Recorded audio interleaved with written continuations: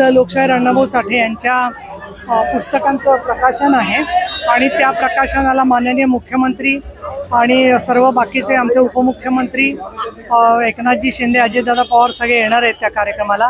आणि फार मोठं काम अण्णाभाऊ साठ्यांनी जे उभारलेलं होतं ते ज्यादे जनतेमध्ये किती प्रेम आहे त्यांच्याबद्दल हे स्पष्ट आहे। महिलांच्या व्यथा मांडत असताना संयुक्त महाराष्ट्र चळवळीमध्ये सुद्धा त्यांचं अतिशय अमर असं योगदान होतं आणि महाराष्ट्रातल्या सामान्य माणसापर्यंत त्यांनी ज्या भावना पोहोचवल्या त्यामुळे संयुक्त महाराष्ट्राची निर्मिती झालेली आहे। तर त्यांच्या साहित्याला आणि त्यांच्या कार्याला शिवसेनेच्या वतीने माननीय एकनाथजी शिंदे यांच्या नेतृत्वाखाली जे आम्ही काम करतोय त्या सगळ्यांच्या वतीने धन्यवाद, नमस्कार, जय महाराष्ट्र।